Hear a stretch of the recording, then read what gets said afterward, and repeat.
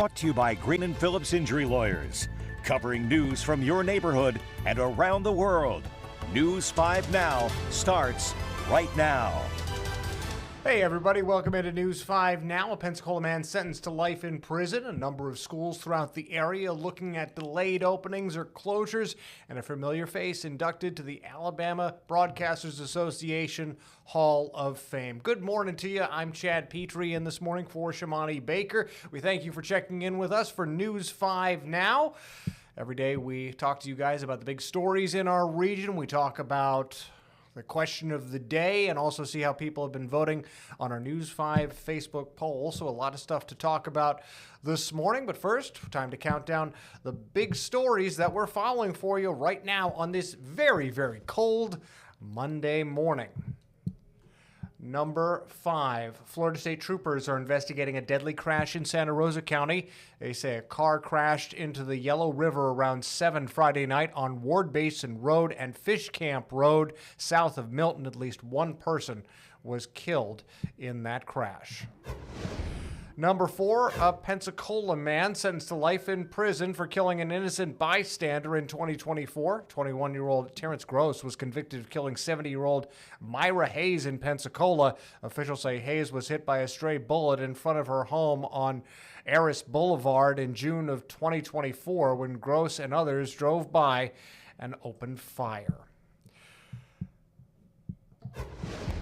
Number 3, temperatures dropping overnight, prompting some schools in our area to announce changes and closures. George and Greene County schools in Mississippi are closed today. Clark County and Washington County schools have opted to make today a virtual learning day for students.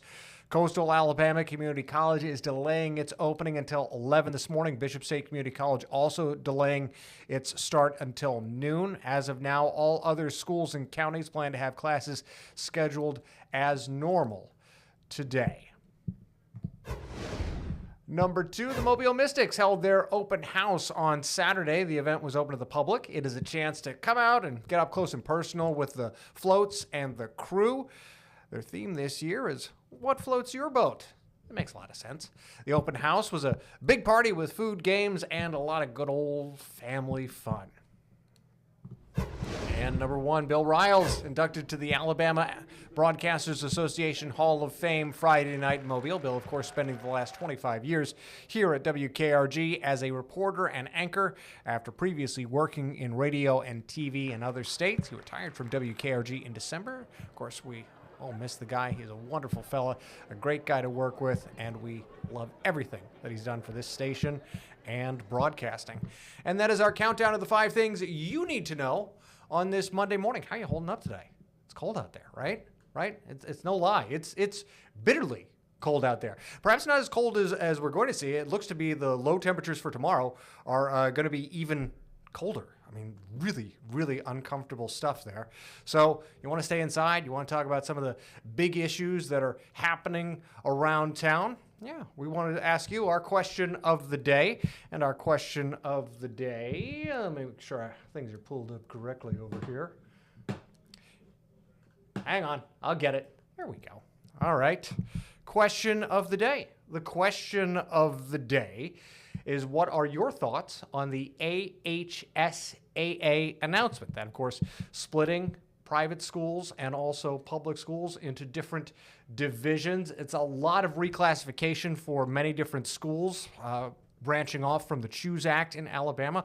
A lot of people had a lot of different things to say about it. So what are people saying? Mandy says she thinks it's great for public schools. She says her daughter goes to a bigger private school, so it's kind of stinks that we some of the schools that they have to play now. Joshua Burns says it's way overdue. So a lot of different opinions on this. It'll be interesting to see how this plays out as we get into next season's high school football. As well. So it's also something that's definitely going to be taken up by the state legislature. Who knows what changes that they might have for this as well in the coming weeks and months, because this has certainly sent reverberations around the state of Alabama when you're talking about high school athletics and who should play where. A lot of questions about sports as well. Keeping with the sports theme this morning, We also wanted to talk about our News 5 poll, saying, should the NCAA rules regarding player eligibility be updated? What do you think? A lot of things have changed with NIL, or name, image, and likeness. That's brought a lot of money into college sports and brought that out into the open. So the question is, should the rules regarding player eligibility be updated as well as we enter into the NIL era of college sports as well? Taking a look at this one, not a lot of votes on this one as we've seen in other ones, only a handful of people voting in that, but there's still time to cast your vote in this as we go on throughout the day. Of course, the other thing people are dealing with is, of course, the cold weather. How are you dealing with the cold weather right now? I know that I was lucky in that my assignment today was to be in the Weather Beast, and one of the advantages of being in the Weather Beast is that I'm not out in the cold. I'm in the warm confines of a vehicle cabin. And so I've got Nicholas, our photographer, driving. And so I just have to talk about the conditions that we're seeing. I think the big question that people were having before we went on air, and people were asking this question in Facebook groups overnight, is there black ice? Will there be black ice? And I think that concern is definitely valid because we had a lot of rain yesterday. And would that water be clear in time before the temperatures got below freezing? But a lot of factors broke in our favor overnight and yesterday. The rain ended probably in the late afternoon, evening hours. That gave plenty of time for the winds to pick up and for the roads to dry out. It didn't get below freezing, at least in the Mobile area, until about 3 this morning. So any rain that would have become black ice on bridges and overpasses, at least on the areas that I went to along I-65 and I-10, that was all gone. Now, granted, where it is or the conditions in your neighborhood necessarily might be somewhat different. So take it slow if you're going over bridges and overpasses especially, but at least from what I saw, from Loxley to Grand Bay along I-10 and also I-65 from Saraland to Mobile, that was clear, that was good, nothing to worry about on that front. All right, so we get through today where the big question was black ice. Now we just have to get through the next couple of days, especially tomorrow morning with temperatures projected to be lows in the teens to start us out as well.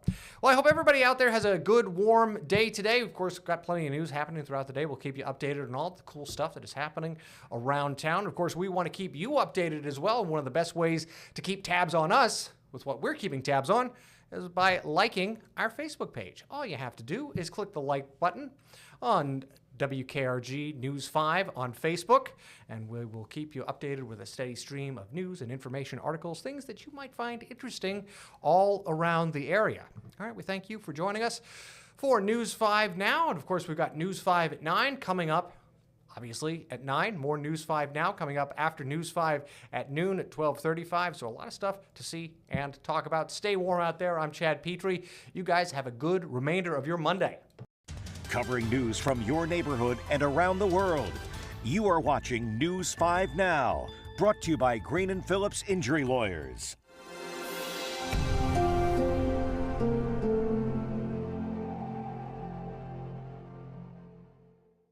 In the courtroom, the judge knows best, and this judge does too. If you've been hurt in a wreck, you need a law firm that knows the system and how it works.